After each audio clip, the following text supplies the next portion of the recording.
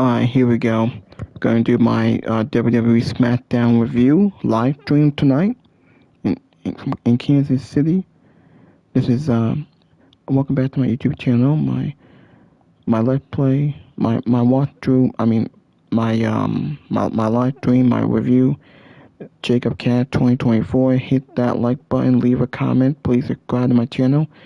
Let me know in the comments section below. Y'all want to see more? This will be like an hour. This live stream will be like an hour and 10 minutes. We're going to talk about Friday Night Smackdown. We'll talk about some of the news and rumors in WWE. This video was sponsored by my favorite YouTubers and podcasters like Fightful Pro Wrestling, Solomon the Soundoff, JD from New York, and other podcasts I know of who are part of the IWC. Thank you for watching. Thank you for all the support. We're going to talk about Smackdown tonight. We'll talk about what happened on the show. We'll talk about the King and Queen in the ring. We'll talk about the matches for next week on Monday Night Raw. As you know, next week is Cody Rhodes and Gunther with Sami Zayn at the special referee. I thought they might do it for pay-per-view, but we could look at a triple threat on the pay-per-view. So that's what we're getting the match next week for the WWE Championship. Cody and Gunther, Sami Zayn at the referee. The build up Sami Zayn's heel turn. And then we got Ricky Sainz and Carmelo Hayes winner facing Trick Williams for the U.S. Championship at Night Champions. And then I think we got Charlotte versus Liv Morgan in the finals. And then we got the MFTs versus R-Truth and Damien Priest for tag team titles. Those are the four matches for next week on SmackDown. Now tonight we will go into the matches that happened tonight on SmackDown. Now, Monday Night Raw, we still got the King and Queen in the ring. We got Open Family, Dominic Mysterio, and we got Io Sky and Raquel Rodriguez. SmackDown was nothing special. It was only focused on the King and Queen in the ring. The opener was the Queen in the ring. Charlotte Flair advances to the semifinals. She beat Jade Cargill and Sol Ruka and Lyra Valkyria. Danhausen needs human monies. They're still in the storyline with Danhausen, Kit Wilson, and The Miz. Brie Bella and Paige defeated the Fatal Influence. I think over the titles. Hopefully they get Paige out of the tag team, hoping that they're transitional champion when they drop the titles eventually. But they beat Fatal Influence. We also had a segment with Cody Rhodes and Sami Zayn. That was a very good segment. Man, the way he's setting up the heat and tension between Cody and Sami Zayn's heel turn being built up. I'm looking forward to what can happen next week. What can happen next match. Sami Zayn building up his heel turn. We could be looking at probably a triple threat match for Night Champions. Or we could look at Sami Zayn and Cody Rhodes for SummerSlam with Sami going heel. Hopefully we build to that. Because Cody needs a good challenger. Now, we also got Rey Fénix, the new AAA Cruiserweight Champion. He defended the title tonight against Astum in a very good match. Now, we had a pretty good segment with Trick Williams, Ricky Sainz, and Carmelo Hayes that they brought for a bit. They're setting up the U.S. title. The mid-card looking good. Trick Williams are doing fine with the title. He got a feud with Carmelo Hayes and Ricky Sainz. We also had a segment with Julia take out Katana James. That relationship is no longer a thing. Julia leaving Katana James. We had a backstage segment with Gunther. He chooses the stipulation for the match for him and Cody. He chooses Sami Zayn to be referee.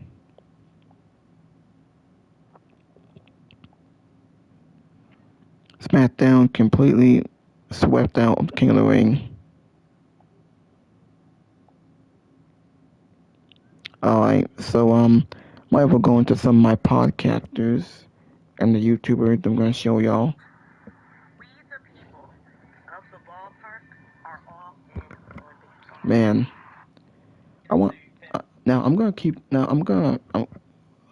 we are gonna keep with the review.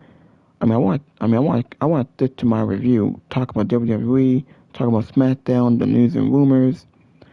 I want to talk about my my dad passing away. I talked about that in my other video. I was gonna talk about that in a live stream. If I was thinking about playing Fortnite, maybe making a live stream, but I'm not gonna. Maybe talk about a little bit. I'm still going over the grief and the passing of my dad, who passed away on Monday this week. He died in his sleep, I believe, from a heart attack. I'm still dealing with that. I'm hoping that I can go to the funeral in Boston, hopefully, to pay my respect. Maybe say a few words. I don't know. Maybe be there for his family, because it's heartbreaking and sad for me. And someone who is in half your life, especially part of your childhood, is no longer with us. So yeah, I don't want to talk too much about it. I already talked about this a lot in my last video. But yeah, I'm still going over it. I just want to say thank you for all the love and support from my fans, my viewers, and my friends and family on Facebook who support me. I want to say thank you for that. That means a lot. Alright, now, let's get back into Smackdown. We got a couple of podcasters and YouTubers here. We got the Wrestling Daz. Damien arrived. Obviously, a lot of history. A lot of history between those two. So, Judgment. Yeah, Finn Balor, he lost the tournament. He's not going to go on to the semifinal. Jey Uso is. Monday Night Raw, there were 4 Raw guys. We got Jey Uso will face Devon Evans probably next week. And then you got Dominic and Open Family. Clearly sets up for Open Family win. We don't know when Brock Lesnar gonna get involved. We have to wait and see. But it might be Jey Uso and Open Family. That's what they're setting up. Day back together again said R-Truth. So that was okay. Obviously, Finn. And I hate that for Mariah May, but we'll take that bet. Like, get this one. She hits like a truck.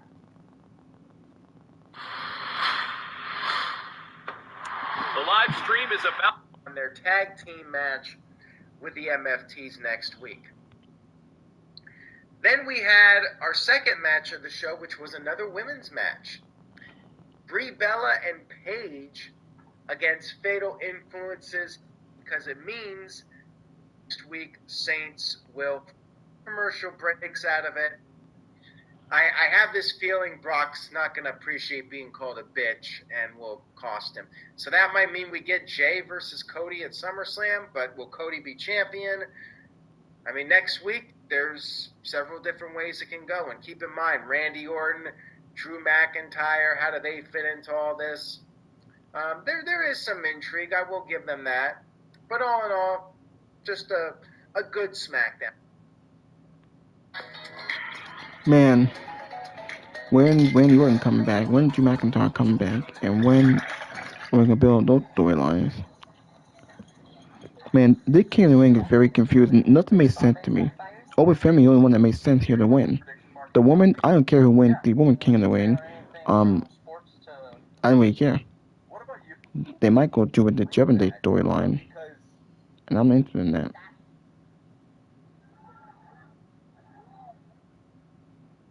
you'd actually be asking, maybe they'll pick Cody. LA Knight, had he won, I think we can all agree, like, motherfucker's picking Roman, right? Based on all of the story beats that were going on. So now, with him being out, like, I guess there is the interesting tidbit that, like, okay, it could be Roman or Cody that get picked. That's interesting. As far as I'm understanding this King of the Ring, they can go for whoever they want this time around, which is why Jay was told to go after Cody. But LA Knight losing here is, for me, my biggest sticking point, my biggest question mark. Santi, I gotta be honest with you, and I'm sorry if I'm gonna make some people mad here, but I am so annoyed of LA Knight's character right now.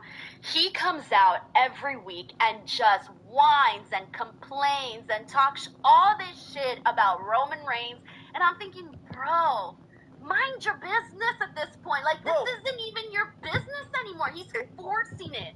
It's also like, okay, then do something about it. Roman was out there. Why didn't your music hit? I said that too in one of my videos. I'm like, I mean, like, I guess it's kind of interesting, but like, if you got such a problem with Roman, fucking do something. Exactly, and that's what I've been get feeling. you. That's what I've been thinking. And I'm sorry, but I cannot. Because of that, I cannot root right now for LA Knight. Because I just see him as like, throw a pair of balls and go out there and actually confront Roman Reigns instead of just talking shit the whole time. He's starting to feel like a troll to me. Like someone who's just talking all of this shit on social media, yet has never actually been acknowledged by the person that they're talking shit about. Like Roman Reigns, I'm starting to think you don't even know who LA Knight is, even though he wrestled him. Yeah, I mean, like, it's like those online beefs where, like, you know, a smaller creator is making terrible videos about you, just trying to bait you to respond so that they can get a little bit of that sweet clout off of you. Exactly. Point and case. Right here. That is exactly what the LA Knight Roman Reigns situation reminds me of. So that's why I'm not on board with the anybody but Jey Uso line. Only because Anybody I'm but like, Jey Uso. I think I would have preferred, I still prefer Jey Uso over LA Knight. And I knew that it wasn't going to be Royce Keys. Like, he's so new. Like, it wasn't going to be him. Like, I legitimately thought this was a win for Finn right here. Because I thought, honestly, Oba Femi versus Finn Balor, that would have been a great wrestling match. I have no issues with Oba winning, of course. Finn would have been awesome because it kind of would have kept going with the I don't know, it's not really like a theme per se, but it kind of is a theme where like the like unless it's Oba, the other men's results have just been shocking, right? Seth Rollins not winning, Braun Breaker not winning. It would have been cool if they continued like, wow, I bet you weren't expecting Dom to win, you weren't expecting Javon to win, you weren't expecting Finn to win, here you go. Finn versus Javon in the semifinals, by the way, that's the match that we would have got. That match would have been fucking crazy good. They robbed us. They robbed us. No, not they. Jay robbed us. That's Jay why I say robbed us. anybody but Jay. Savage. All right, we got Infamous Radio Loco here who says it's been a minute hearing a live Blue Chew ad. Yeah. We got Sheldon Jackson here who says final score USA 4, Paraguay 1. Ooh. We got Red Velvet Violence who says Smackdown creative is steaming hot pile of trash. I mean, is Smackdown doing it for you at the moment? I'll say this. I don't think SmackDown's doing it for me. The King and Queen of the Ring matches are doing it for me. Dude, that was the best part of SmackDown today. That fatal four-way, you know what I loved about it? Was that usually in these matches, you can usually come out and say, oh, this person was the MVP of the match. Like, they were everywhere. No, this time I felt like every single woman gave just as much as the next, and so it made the match incredibly good. Like, even in those last few moments when Jade had to, hold on to her hair, she had the little mishap, it didn't matter. Like, she still went out there and did a hell of a freaking job, and the finish, it didn't take away from the finish, and even though there was interferences, that didn't take away from the match, and that's saying a lot, because I usually hate interferences. I loved this. I love the match too. I came into it late because I didn't get to start my stream and watching SmackDown late, but the last like 8 minutes that I watched, it was fantastic. They sold me numerous times on different women winning it. They really sold me on Lyra, by the way. There was a moment where I'm like, whoa, are we bringing back to life the dead Lyra Valkyria push that died for no reason because of a stupid zip tie idea? I was really hopeful. In fact, it's my toxic trait to believe that Lyra Valkyria is going to get pushed. Much like Finn Balor's fans still believe that Finn Balor is still going to get pushed. I still believe that Lyra will get that at some point. But hell of a match. In terms of the result, it's funny because like I was like, Charlotte, like I don't think she needs this to be a women's world champion contender in the same way that I went like, when Cody won last year. It's like, you didn't need to have Cody win King of the Ring to give us his John Cena rematch. I think we would have just been cool if you did it. Just like I think I would have been cool, and probably you would have been cool if they just do Charlotte having a match with Rhea Ripley for the title. I don't think it needs this. But then I saw the graphic of Liv versus Charlotte, and I was like, oh shit, okay. I'm back on board. See, Charlotte's one of my favorites, if not my most favorite. I think I kind of go back and forth between her and Bianca. So for me, when I saw Charlotte win, I said, oh, hell yeah. I wasn't expecting her to win. Lyra was the person that was also, everybody in my chat was saying, oh my gosh, Lyra is so amazing. We all know that, right? She's really amazing. We know that. But I think most people were kind of thinking, actually, I was thinking it was going to be Sol. I thought Sol was going to win just because she's kind of been on a roll right now. So that's the direction I was thinking. I wasn't thinking Charlotte all that much, but I don't hate it because if it gets to Charlotte and Rhea, I don't almost care how we got there as long as we do get there. Do we have to get there with the tournament? Not necessarily, but I'm one of those where I guess beggars can't be choosers now. I just want to see the matchup, so I'm good with it because I love their history and I want to see it again. But when you mentioned Charlotte Flair versus Liv Morgan, I don't remember the last time that they wrestled each other one-on-one. Yeah, I think it's been a while, but the match certainly must exist somewhere. But it's been like forever whenever the last time happened. So that's why for me, when I saw that, I thought, oh yeah, like that'll be good. Like I want to see that, especially right now because a lot of people have been talking about how Liv Morgan's title reign, well, let's be real, she hasn't really had that many defenses. She hasn't really had that many matches for the title.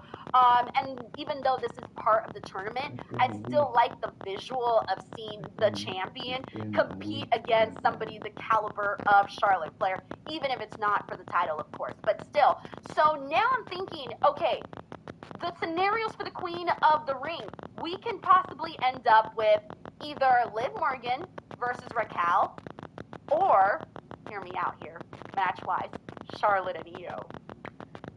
Charlotte Io works because of the Rhea element now, by the way, because she's now friends with both of them. That could be really interesting. I mean, I personally prefer that final over Liv and Raquel. A lot of people are sold on that, by the way, that being the final. I'm just not. I'm just not sold on, she shouldn't even be in this tournament. And now we're selling ourselves on her being in the final. No, she shouldn't even be here. She should be feuding with people. Santi's like, she doesn't even go here. So like if I'm master hand here picking whoever I want, I would love the final to be Charlotte versus Io Sky. We got Vince here, Vince9212, thank you so much for the super chat. He says, any insight on the CM Punk story that was going around? What in blazes was going on with the online community? Alright, Santi, I'm going to start us off with this. In the last few weeks, or maybe this has been longer, but I personally noticed this in the last few weeks, that I have started to see a surge of anybody. Bob123 Smith can go online and say, hey, this is a report, this is a story, blah, blah, blah. And it will spread like wildfire, and no one will bother to look who said this, who reported this, where is it coming from? Does this person have a track record? Who is this person? Blah, blah, blah, blah, blah, blah, blah, blah. I've been noticing that now for multiple stories where people will take information and they will spread it as truth everywhere, and it's gotten really bad. Like, there's been a lot of, like, fake stories or untrue stories or stories that don't have any real facts to them going around. And when I started to hear, obviously, like everybody else, I started to hear the things that on social media about CM Punk being unhappy, people are making GIFs and memes and, having a whole dialogue on this. And my first question was, where did this come from? And is there more information? And where did this stem from? And where's the facts? Where's the X, Y, and Z? There was none of that.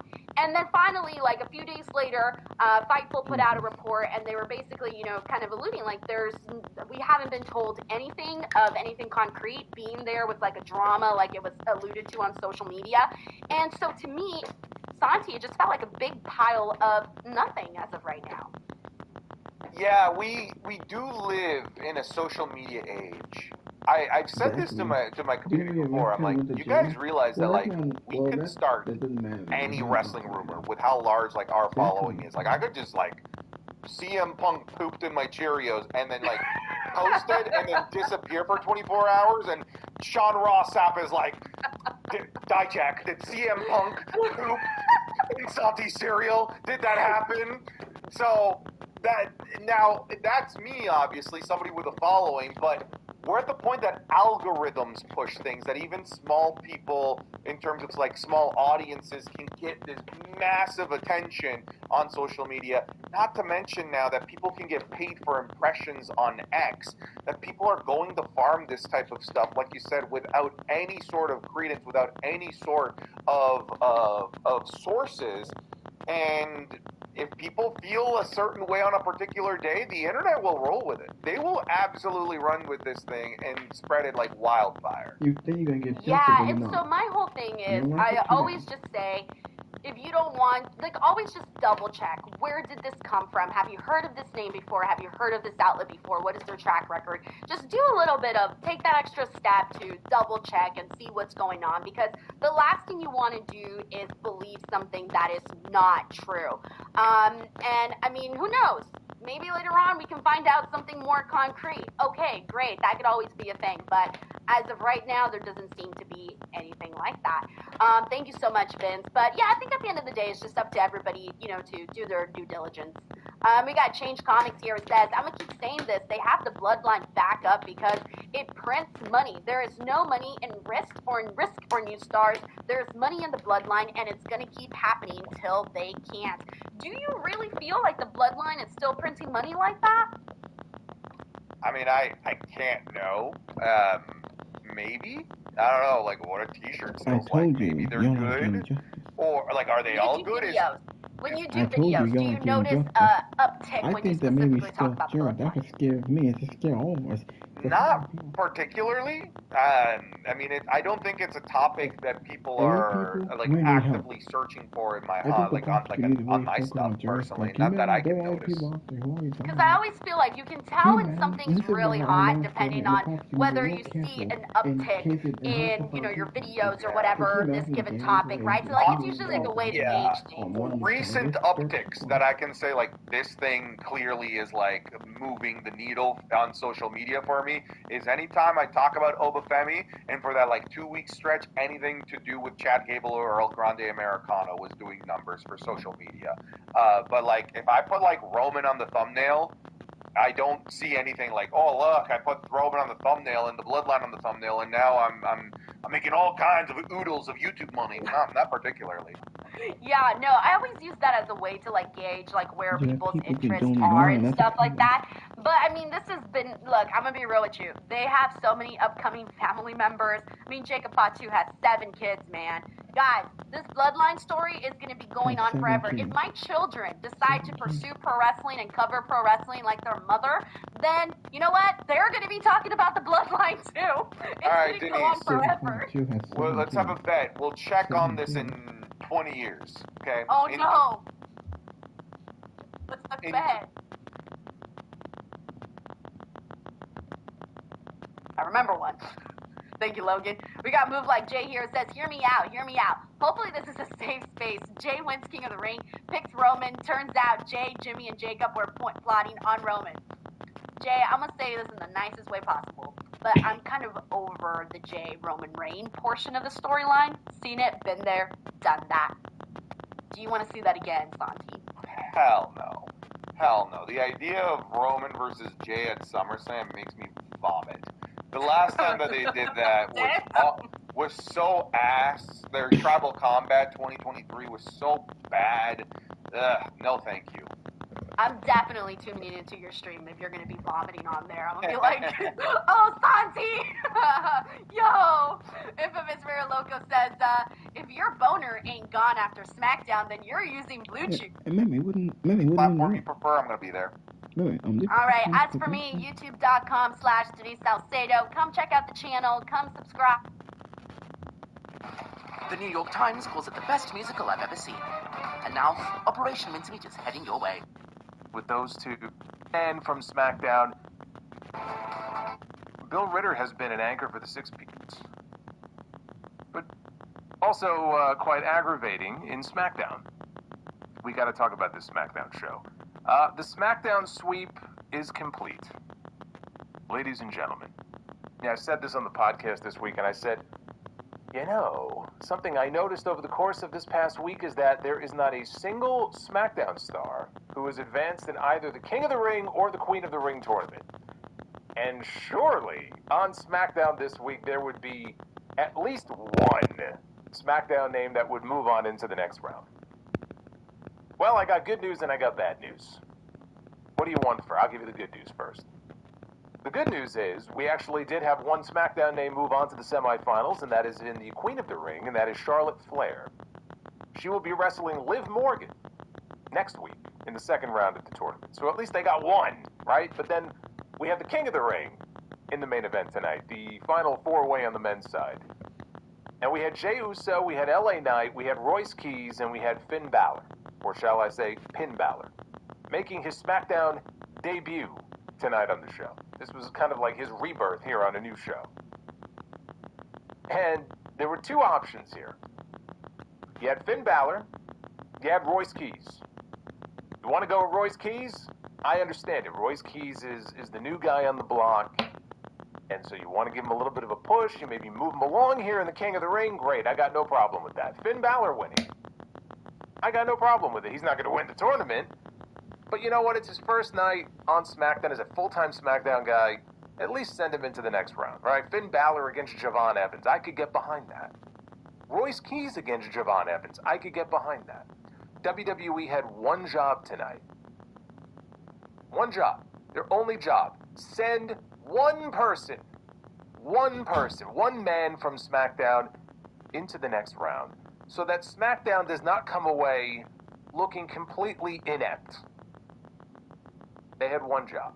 Yeah, my dad from Maryland. They failed. Not only is Royce Keys and Finn Balor not moving on to the next round of this tournament, but LA Knight, of course. All of you who thought LA Knight was going to move on to the tournament, I don't know what you were thinking or what you were smoking.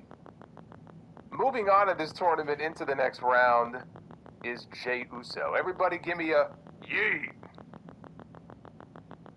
Yee. 4 letters, 1 word. Yee. He'll be yeeting his way into the next round to wrestle Javon Evans and quite possibly maybe yeeting his way into the finals. And then I guess the only question is, do they actually do the unthinkable and have him yeet his way into a crown at the end of this tournament? I would sit here and tell you that that's not going to happen.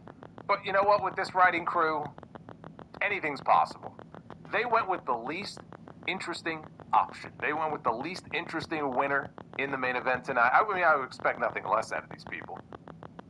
But that's what we were left with at the end of SmackDown tonight. Jey Uso will wrestle Javon Evans. I don't know if that's going to happen this coming Monday on Raw. I don't know if they mentioned that or not. But that will be taking place in the second round of this tournament. This is what the bracket, not that it matters anymore, but this is what the bracket looked like coming into the night, so you can kind of fit Jey Uso's picture there. And this is what we're looking at here. We have Obafemi and Dominic Mysterio on the left side. And on the right side, we have Evans and Jey Uso.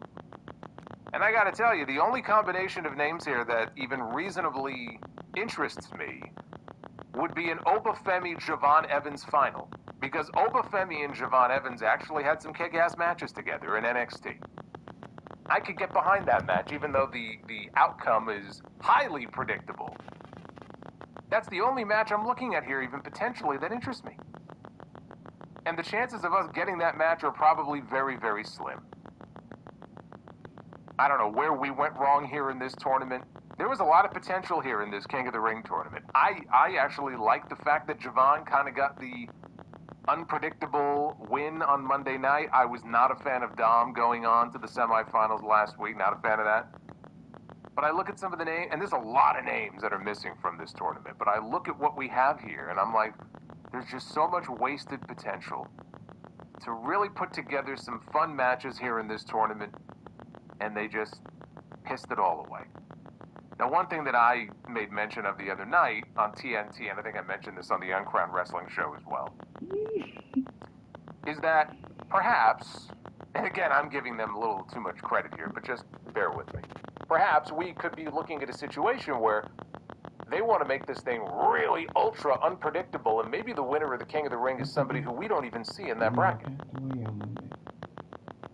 maybe the winner of the King of the Ring is somebody like a Drew McIntyre or Randy Orton or CM Punk or somebody who's currently on the sidelines, likely on their way back soon, and maybe they shoot some sort of injury angle heading into the finals, and then they slot that other person in there, and that person goes on to win the crown. Is it a cheap cop-out way to kind of work somebody in there at the very end? Sure. But it was something that I floated, and honestly, looking at what we're left with here, I'm not against that idea at all. I would be okay with it, depending on who the person is. I think I would be okay with that. I don't know. I don't know what they're going to do.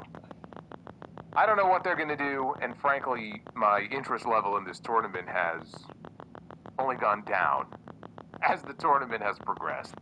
Normally with these things, you want it to go up. But in this case, it seems to be regressing and going in the opposite direction. This is the Queen of the Ring bracket. Again, this is prior to the match we had tonight. What a match. I'm going to talk about that here in a second. I was not a fan of that match. But this is what we have here. We have Liv Morgan is going to be wrestling Charlotte Flair. Smackdown got one. That's going to be taking place next Friday. On the other side of the bracket, we have Io Sky going one-on-one with Raquel Rodriguez. Which, again, it could go either way. They could very well be leading us into an all-Judgment Day final. Which, again, I think would just be the least interesting path to take here in this tournament. That is not a match that you need the King of the Ring, or Queen of the Ring in this case, to get to. You could do Liv and Raquel outside of the tournament. Hopefully, Io will at least make it to the finals, if not win the entire thing. But my interest level in these tournaments has just plummeted to next to nothing. I can barely bring myself to care. I don't know why this is so hard. I really don't. But at least tonight we had the correct outcome when it comes to the Queen of the Ring stuff. Although I don't know what the fuck happened in that match. Next week we're going to be getting a WWE Championship match. I will not be here live for it. For those of you who will be tuning in live, we'll see Cody Rhodes defending his championship against Gunther, and tonight, Gunther was to choose the stipulation for that match.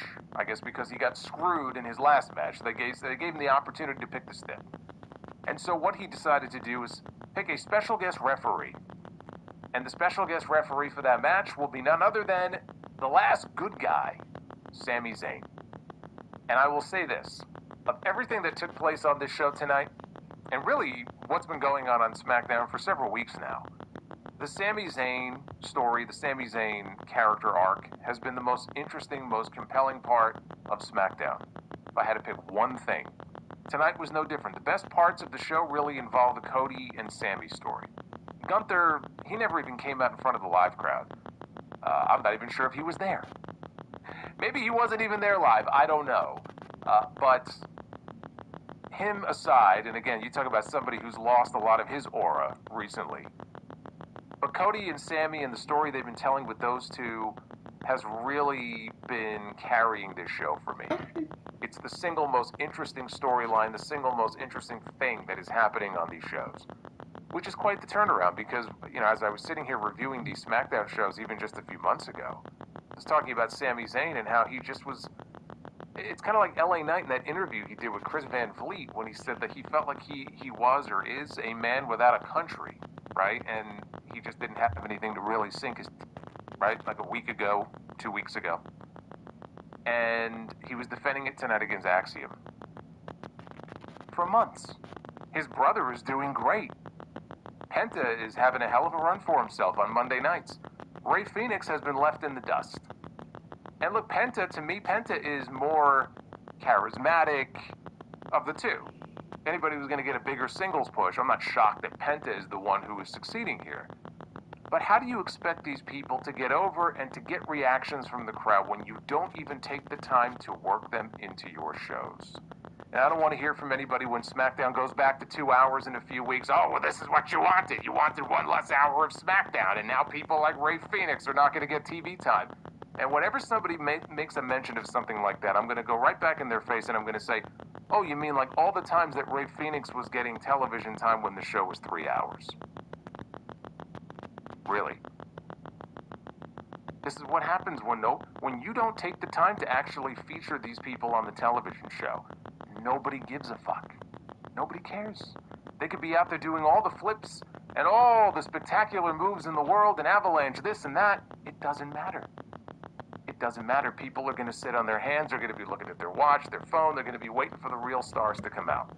I was more sad watching that match than anything else. Now, maybe part of it was the fact that, they were back in the States. So this was definitely not Europe. This was not France. This was not Spain. This was not Italy. In a different building, in a different country, in a different environment, like those rowdy crowds. A little bit later, and we do a little thing here where they were brothers and cousins.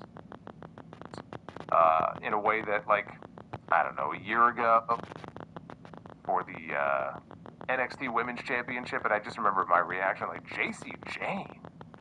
I was so caught off guard by that. Like, of all the people that were going to beat Stephanie to win that belt, she would have been at the bottom of the list of people I would have expected. Now, they opened with a first-round four-way in the Queen of the Ring tournament. Charlotte Flair, Jade Cargill, Sol Ruca, and Lyra Valkyria. There have been matches that Jade Cargill has had recently that I've praised. Maybe even more so than other people. They thought maybe I overpraised it. But I thought her match with Rhea, and I think this is a pretty standard opinion, her match with Rhea Ripley at WrestleMania, I thought was good. They had a good match.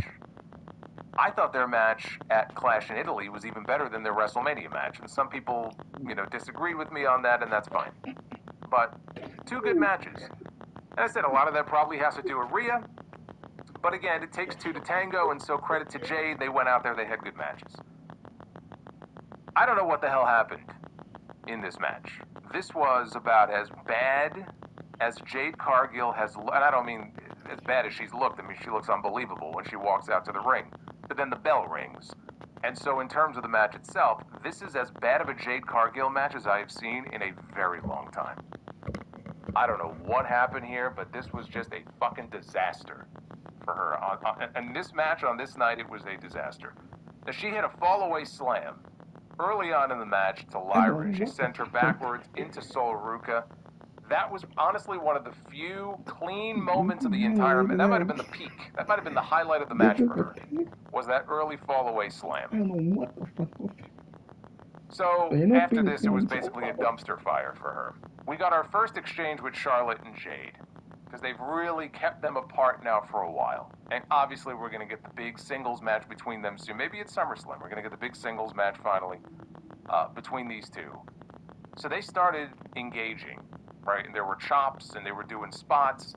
And I'm watching this, and not only did it just not look good, they were so tentative or deliberate and slow in everything that they were doing here. It's like Charlotte was trying to guide her through.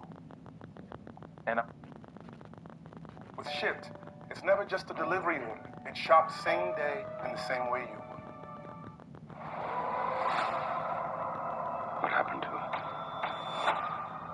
Terrible. Over. I've been a fan of Sami Zayn for many, many, many years, dating back to when he first got to NXT Black and Gold. And he looked like a little kid. El Generico, no more. Dating back to his feud in the very early ages of Black and Gold with Kevin Owens. Sami Zayn is the most interesting character. He's the most interesting pro wrestler in all of WWE right now. He may be the most interesting and intriguing character in all of pro wrestling. I'm including him in the discussion between both companies. I was a little skeptical of this Sami Zayn kind of playing out how he feels on a week-to-week basis, riding the waves of the fan reaction in regards to Sami Zayn. All of a sudden, he donned the gimmick of the last good guy in WWE, the last real good guy in WWE. I didn't know where it was going to go. I didn't know what they were doing. At one point, you got a feeling that Sami Zayn was on the cusp of maybe going after the WWE Championship, winning a World Heavyweight Championship in this company for the first time ever. They tried and tried and tried. And it seemingly got worse and worse and worse every single time. The last true, genuine, heartfelt, absolutely the right time to pull the trigger on Sami Zayn winning the World Heavyweight Championship was at Elimination Chamber a couple of years ago when he wrestled Roman Reigns in Montreal. And that was after he stabbed Roman Reigns in the back as the honorary Uso at the Royal Rumble. Unfortunately, it wasn't Sami Zayn's story. It wasn't Sami Zayn's title to win. It was always meant for Cody. It was always going to Cody. He did get a main event out of it. He main evented night one with his best friend against the Usos, and they won the tag team titles. But it's not the WWE Championship. I don't think anybody disagrees with me that at that point in time, Sami Zayn should have won the WWE title. Now we fast forward 3 years later. He's had a rocky start to start 2026. Think about all we did with Sami Zayn. And after WrestleMania, it didn't even look all that good. Sami Zayn, Cody Rhodes hasn't done that. But over the last month and a half, Sami Zayn has easily become the most interesting character on the show. And tonight was one of the best in-ring segments in pro wrestling all year. Tonight was one of the best in-ring segments that WWE's done all year. And it was probably Cody Rhodes and Sami Zayn's best in-ring segment individually all year. And I'm heaping praise on it because this is a show that has been without any sort of meaning all year. And we've called out the bad many, many, many, many times. And on the other hand, I have to call out the good when it happens because we don't really get any. This was a tremendous piece of television. We haven't seen Sami Zayn is a great promo. He's one of the only people in the company that still pulls on the heartstrings, doesn't mix up his words, he doesn't stutter, and everything that comes out of his mouth is heartfelt, genuine, and real. This is why I'm a fan of Sami Zayn. The marks will say ride or die. I'm a big fan of Sami Zayn. He reminds me of Mick Foley. The way he speaks, the way he carries himself. He's just got that everyday, normal man charisma. And I'm here for it. He went back and forth with Cody Rhodes tonight. We'll get into the dialogue and what was actually said a little bit later. But they went back and forth tonight. And it resulted in Sami getting upset at Cody. Wanting Cody to show up as Cody and not the American Nightmare and not put on the suit and be a politician and play a gimmick and just be this over-embellished character. He wanted to level with Cody, and he wanted Cody to level with him man to man. They're in the ring as two good friends, two human beings. Cody threw it right back at him. You want me to tone it down? You want me to shed the gimmick? Bro, you're wearing a newly marketed WWE branded t-shirt with your new catchphrase on it. Yet you want me to tone down what I do. Cody came to the realization that Sami Zayn is not who he says he is. He thinks Sami Zayn's playing it up. And he thinks Sami Zayn is jealous of him. He's envious of where Cody is.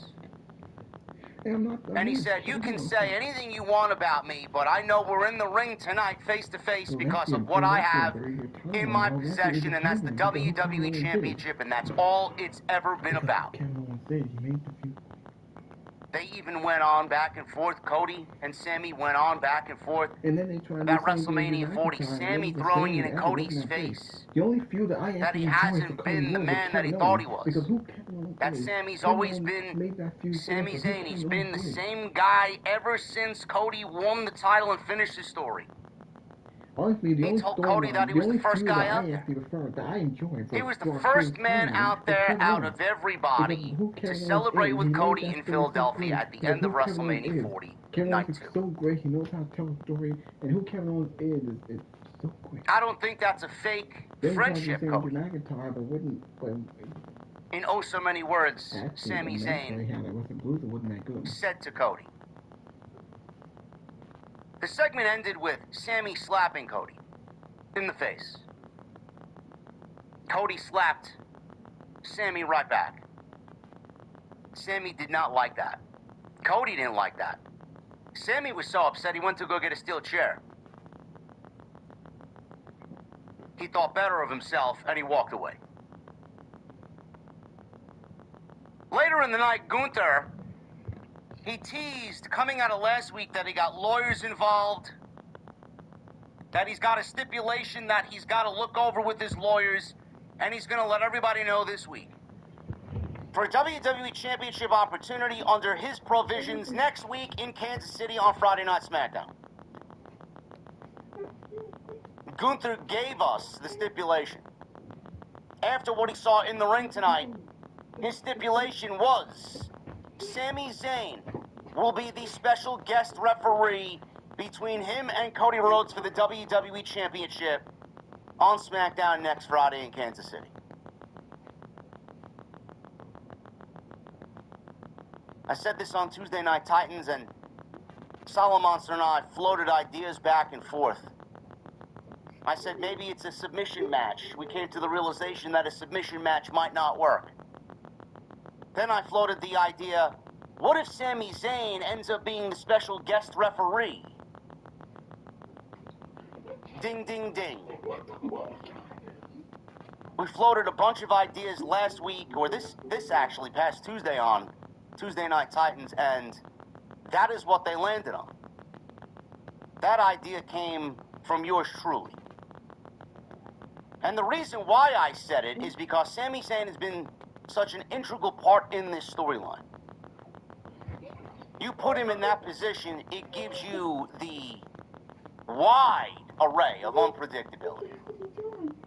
And what have I complained about, chat?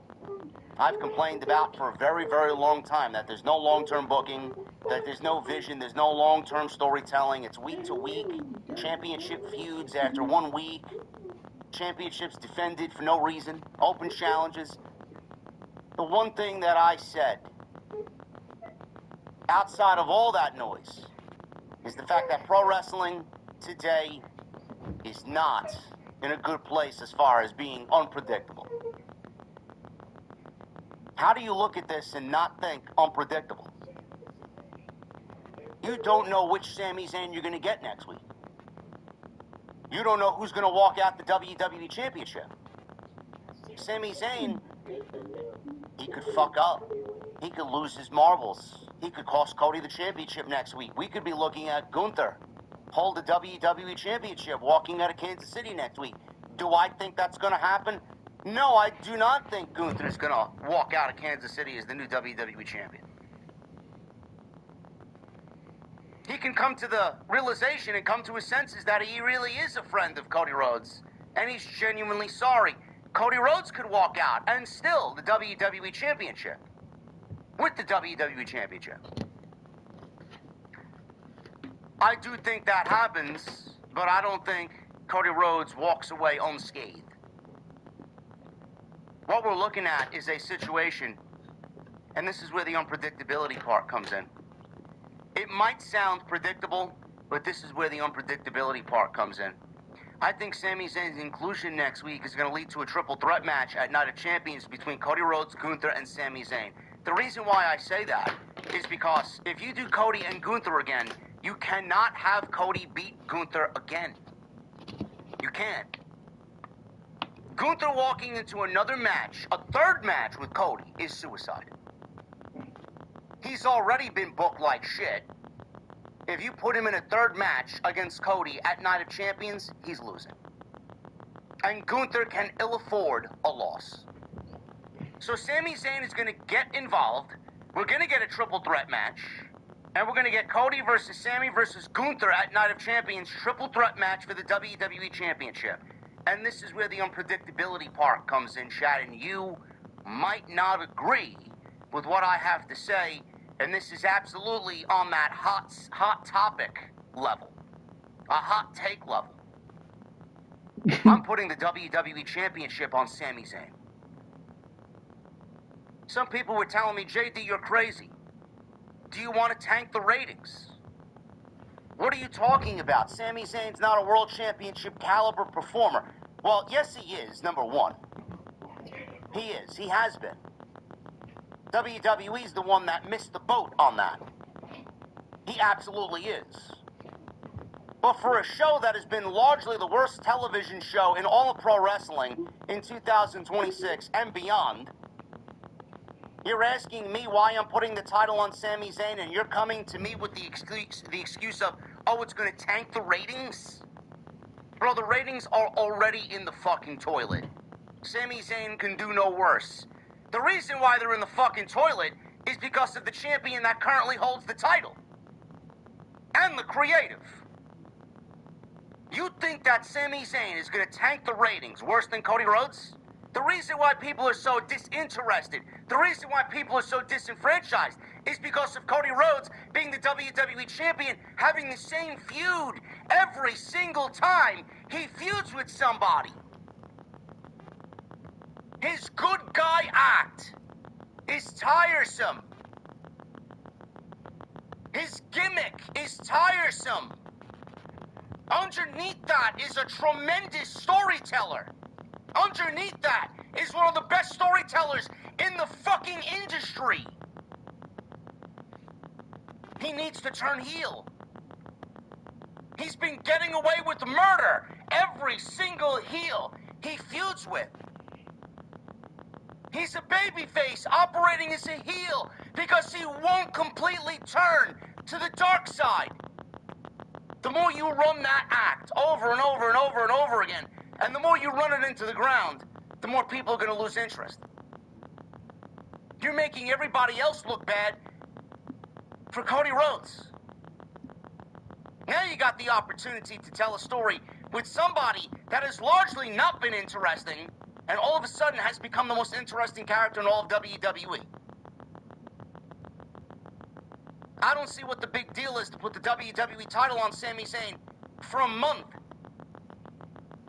Why not? Do you realize what we're looking at? I doubt it happens. But right now you got a King of the Ring tournament where you have Siobhan Evans, who's not winning, Obafemi, which is a big question mark, because we don't know where or when Brock Lesnar's going to screw him over, Dominic Mysterio, who's not winning, and then you got Jey Uso. This is what you've boiled the King of the Ring down to. And you're asking me why I'm putting the title on Sami Zayn? I'm putting the title on Sami Zayn because right now the way you look at it, and the way you're looking at the current field of competitors right now for WWE for both World Championships, Sami Zayn gives you the most interesting option for a one-on-one match at SummerSlam. A SummerSlam that is a two-night show and will be headlined by Roman Reigns and Seth Rollins. Sami Zayn and Cody Rhodes for the WWE Championship. I find that to be highly engaging. In fact, it may end up being the best feud that Cody Rhodes has had since his little mini feud with Kevin Owens. You You might not like the sound of Sami Zayn as the WWE Champion. You might not like Sami Zayn, period, and might not look at him as a WWE Championship type of guy. But who is on Friday Night SmackDown? Who is? When you come up with a name, you let me know. How you have over family feud with two people? We're crying for unpredictability. Okay, not facing Cody Rhodes. We're crying for something different. We're crying for story. You're getting it. You're getting it with Sami Zayn. You're getting it with Gunther choosing Sami Zayn as the special guest referee. You're gonna get it if we get a triple threat match. And if Sami Zayn wins the WWE Championship in Saudi Arabia, where he does have a lot of ride or die fans, and it makes sense. Sami Zayn's this international hero. He goes to Italy, he gets cheered. He goes to Paris, he gets cheered. He goes to Saudi Arabia, he gets cheered. He goes to London, he gets cheered. Comes to the United States, he gets booed. Sami Zayn winning the championship from Cody Rhodes in Saudi Arabia is the play. For a SmackDown show that largely has nothing else going on for it. You do realize that we are headed towards the Jey Uso Cody Rhodes main event for SummerSlam. And then you're asking me why I want Sami Zayn to win the WWE Championship. I don't think you have any idea what WWE is doing.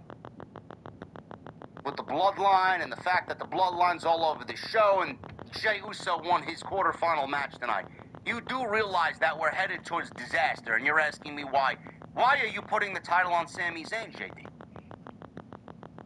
Because I'm begging for something different. I'm begging for something new. You're never going to have another opportunity to do it either. This is it. If WWE misses this window on Sami Zayn, there is no other window. The window's closed. You had it in Montreal. You might have had it earlier in the year, but they didn't really do their due diligence to tell that story properly. Now they are, and now he's in a position to do it all over again, and you're going to miss that window again?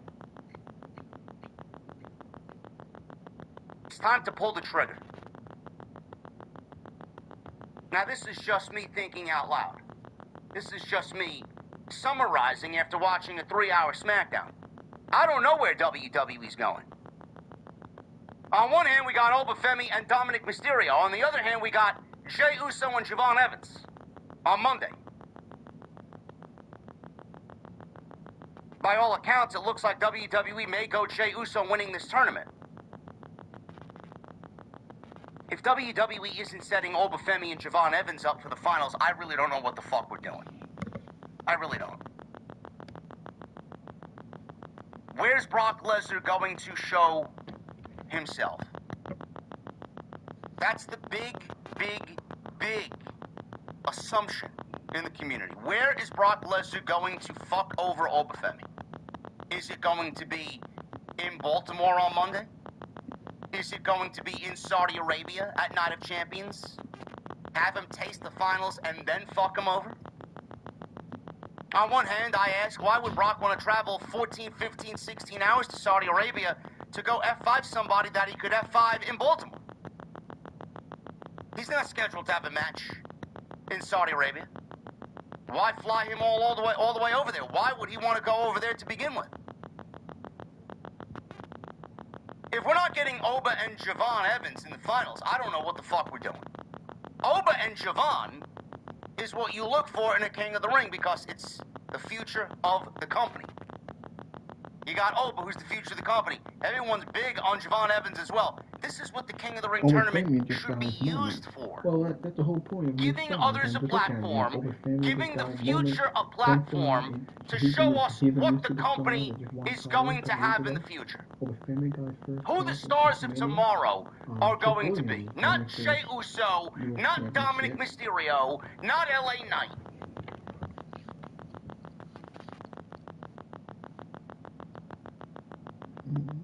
If we don't get Oba and Javon,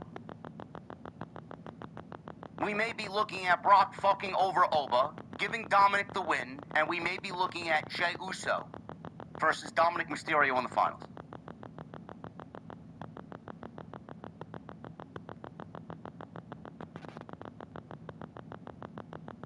And then the backlash on social media, I'm going to be that gif that pulls up the lawn chair watching the fucking children's baseball game with a fucking ice-cold beverage in my hand. That's what I'm going to be doing. With my sunglasses on. WWE is running a huge risk. This has not been a good year creatively. If they are thinking at all about Jey Uso in the finals against Cody Rhodes at SummerSlam, brother, you are absolutely out to lunch. Triple H is going to be one of those guys that is absolutely fucking terrible at reading the room. On one hand, I can believe they're going to do it. On the other hand, I can't physically wrap my head around them doing that and fucking up everything and showing the fan base that they don't give a fuck about anything. That we do not listen to what we want. I don't give a shit how many people are yeeting in the crowd. Jey Uso is not wanted in the main event of SummerSlam for a two-night SummerSlam in Minneapolis. He's not. It's not going to be a good match. It's not going to be a good story. And I don't give a fuck about Jey Uso challenging for a World Heavyweight Championship as long as he is an active professional wrestler. We've been there and done that, and you failed already at it. Now you want to do it again?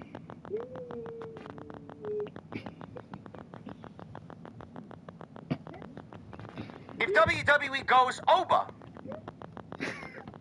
winning the King of the Ring, Oba's going to get either Cody or Roman at SummerSlam, and he's gotta get Brock before SummerSlam. But again, I can't wrap my head around WWE basically teasing this match for a third time, having Oba go out there 2 weeks in a row, basically calling out Brock for a third match. Brock already telling everybody at the end of their match in Italy, we're now 1-1. By that logic, we need a third match. Why would you bypass Brock Lesnar wrestling Obafemi in Minneapolis to do it where? To do it where? In New York City? That also runs into a problem as well. If you do that, Brock is going to have to lose. Then who does he wrestle at SummerSlam? Does he retire at SummerSlam? Are we under the assumption he retires at SummerSlam? Maybe he gets Gunther at SummerSlam. I don't know why you would put him in that situation. Gunther's absolutely going to need a win if that's the case.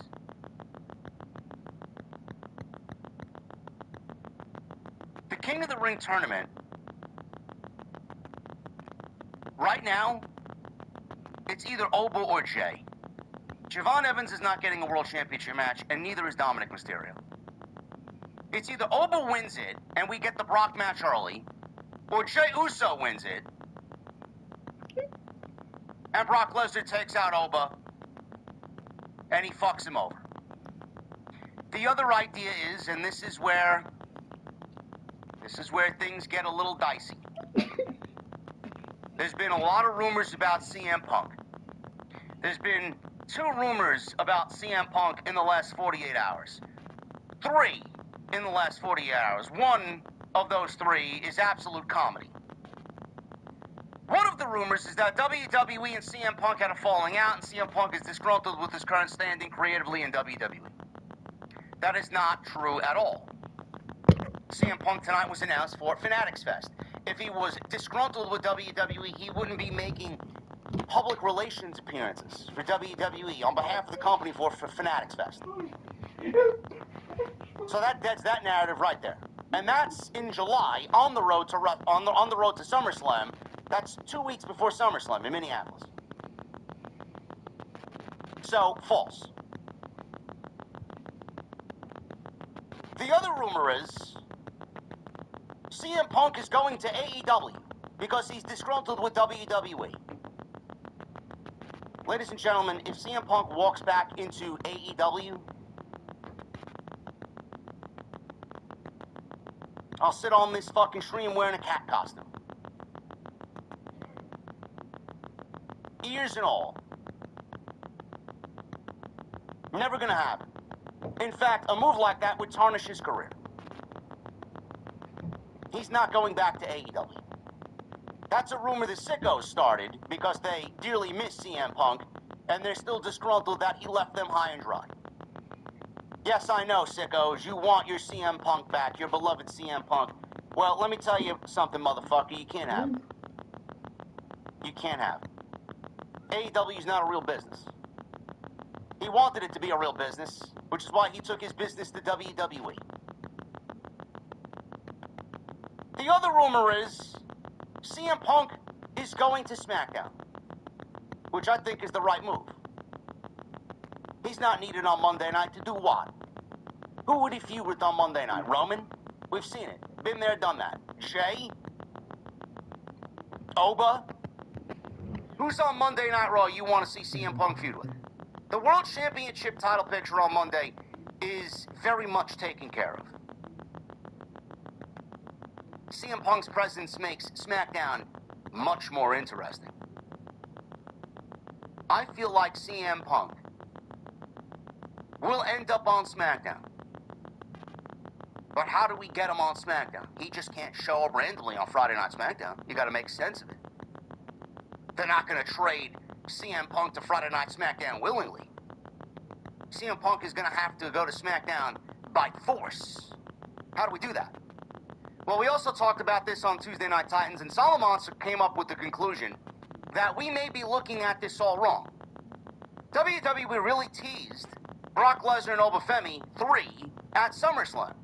To do it anywhere else would be ludicrous. If you take Obafemi out of the King of the Ring tournament, you're left with Jey Uso winning the King of the Ring tournament, and that is not going to be acceptable. Javon Evans is not winning the tournament, and neither is Dominic Mysterio. So the idea that he came up with, and I could see this happening, I would find this to be a very ballsy move by WWE if they wanted to do that. But Oba gets taken out of the tournament completely. He doesn't wrestle Dominic Mysterio. He gets taken out before he wrestles Dominic Mysterio by Brock. If you are going to be in the King of the Ring tournament, and you're calling me out, and you're asking for my head on a platter, you ain't making it to the semifinals. Brock would take Oba out. There would be a vacant spot. Finn Balor was the only SmackDown talent that had a shot to advance to the semifinals. We are looking at all 4 of the semifinalists coming from Raw. I find that to be a bit odd. Don't you? There's not one SmackDown represented talent in the King of the Ring tournament? Might as well just have the entire tournament take place on Raw. Balor just got moved over there. He was the last true hope for SmackDown to get a semifinalist, and he lost. If Brock takes out Oba, CM Punk would still be a Raw superstar. He would take Oba's spot. He would get Dominic Mysterio. CM Punk would beat Dominic Mysterio. CM Punk would then go on to the finals in Saudi Arabia, and he would wrestle Jey Uso. CM Punk beats Jey Uso. CM Punk goes to SummerSlam. CM Punk chooses Cody Rhodes. CM Punk ends up on Friday Night SmackDown. A SmackDown superstar now wins the King of the Ring tournament. I don't know if WWE has that type of willpower. I don't know if WWE has that type of balls, grapefruits, to pull off a move like that. That would be a pretty big stunt for them to do. But there's no other way. It's either Oba wins, and we get the Brock-Oba match early, and Oba wins the World Championship at SummerSlam, or we're getting Jey Uso. Is there another factor at play? Is CM Punk that factor? He did tell Cody, you never know when a World Championship opportunity is just going to fall out of the sky. Is CM Punk a fortune teller? You never know when a world championship opportunity is going to fall out of the sky. Is it going to fall out of the sky in Baltimore? In the King of the Ring tournament? Is that what he's alluding to? I don't know. I don't know. If we get Jey Uso and Cody Rhodes at SummerSlam chat, I think you will see right here on this channel a rant as epic as the Pat McAfee stuff from WrestleMania season. We don't want it. We don't care for it. We never asked for it. And the fact that WWE is going back to that after diminishing the role of Heat, after diminishing the aura farming, after diminishing Jey Uso as a performer, to be a background player to Roman Reigns, for him to win the King of the Ring tournament and main event one of the nights of SummerSlam against Cody Rhodes is absolutely deplorable, reckless, careless, lazy, I don't give a fuck about the fan base creative I have ever seen. There is literally nobody that genuinely wants to see that match main event, a SummerSlam main event. Nobody. And if you do tell me you're interested, you're a fucking liar. Out of everybody that you had, out of all the options you had, that's what you go with? Let me see them do it. I said it last week. Get ready for Jey Uso and Cody. Roman already told him, go win the tournament, go bring the other title back to the bloodline. Let me see them do it. We're already sick and tired of the bloodline story. Now you're gonna do a side quest bloodline story with Jey Uso? Ridiculous. JD, how you know? I know. I know. We're gonna get into the show. A lot of women's matches on tonight's show, which didn't really make this show that exciting. But we did get a Queen of the Ring quarterfinal. And we did get a great back and forth between Sammy and Cody, which we will go over. All of the dialogue between both of them. One of the best segments all year on WWE TV. This is your Smackdown post show for June 12th, 2026. Tonight we're sponsored by my great friends over at Hims. Hims.com/scripts. Make sure you guys use that promo code SCRIPTS. We'll talk about my friends over at Hims a little bit later on in the show. If you missed any of the content this week on the channel, go and check out everything we've done. We were live on Monday. We were live on Tuesday with Tuesday Night Titans episode 150. So go check that out. Always some great discussion there. I haven't heard the champion. She doesn't need to advance in the Queen of the Ring. She did look good. Out of everybody, I thought she looked the best. Here. Jade, you guys know me and Jade Cargill, not a fan. I thought she had a terrible match, largely because most of the match she was trying to hold her head and her weave in place. Lyra was always a dark horse. I could have seen Lyra advance and get a... I'm here to do business and speak to Solo Sikoa. Jacob then asked Jimmy what he's doing here. Jimmy says he was there to make sure absolutely nobody interferes. Fatu says, well, then they can handle their own business. And he walked away. He was here to talk to Solo Sikoa. Okay. I don't know what that is going to entail, but again, I'm not all that keen on where the bloodline story's going. We got a vignette with Blake Monroe. She's mentioned Rhea Ripley. She's mentioned Tiffany Stratton. And now this week she's mentioning Charlotte Flair. She discussed Charlotte Flair. She said she is one of the greats. She said she and Bliss are a match made in codependent heaven. She said she has never burdened herself with any friends. Boy, they're really taking their time with Blake Monroe, huh? Makes you wonder where and when she's going to appear finally on SmackDown in a meaningful way. That's one I'm excited about, and one I would be very upset if they fumble. The woman is main roster ready, the woman is TV ready, and the woman is championship level. Hopefully they don't fuck it up. I do like that we're getting vignettes every week. This is the old school way of doing things. You put a face to a name, and a voice to a performer, and a character to the audience. When she's ready to debut, you know what to expect. It's the way to do it. They went backstage to Gunther approaching Nick Aldis. Aldis asked what the stipulation would be. Gunther said he can't trust his vetting of officials, so he will pick the referee for the match. Aldis asked who it would be. Gunther says he was contemplating, and he'll let him know by the end of the night. Kathy Kelly then interviewed Finn Balor backstage as Finn Balor was making a return to Friday Night SmackDown. He says he couldn't be happier to be on Friday Night SmackDown. Oh, Finn. Oh, Finn is fibbing us, Shad. He doesn't believe that for a single solitary second. He says this is a new chapter. R-Truth walked in, and he welcomed Balor to SmackDown.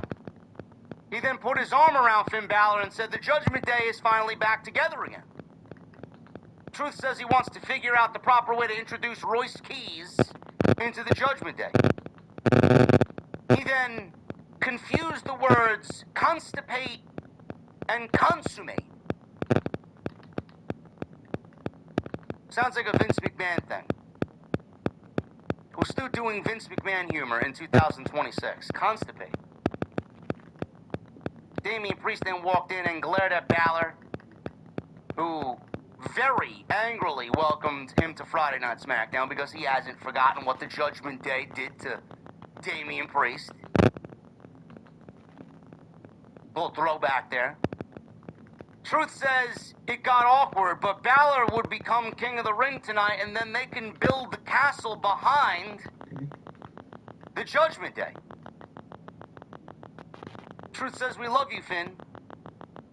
Priest says, no, we don't. He says he thought he knew Balor, but then you look at what he did to me. Why would you trust him? Priest says they will retain the titles next week against the MFTs because it's just me and you, and that's all we need. Truth then said, the Judgment Day is on the rise once again. He thinks the Judgment Day is getting back together because Finn Balor is now on SmackDown. Paige and Brie Bella. Tag team match here against Fatal Influence. This was Fallon Henley and Lainey Reed. This was a non-title match. You know, the less I see of Paige and Brie Bella, the better these shows are. Most of the first hour on Friday Night SmackDown was dominated by women's wrestling. The only thing that we got from the men are backstage segments. I don't really know why this was needed, but they did have a segment last week where Fatal Influence beat the shit out of Paige and Brie Bella backstage after Fatal Influence interrupted their photo session. So back from the break here, we'll pick it up after the break. Brie attempted to fight. Well, might as well just end the video. Until next time, see y'all later. Hit that like button, leave a comment, please subscribe to my channel. Thank you for watching. Thank you for all the support. I will make, I'm not sure about make the next video on NBA 2K26, maybe, but we'll have to wait and see. Now I will do a live stream for Monday Night Raw next week. Until then, I'll see you guys later. I think I made the video long enough. Out of her corner, she was held in the Fatal Influence's corner. Lainey Reed attempted a suplex on the apron. Yeah, I'll see y'all later. I don't want to make this video too long.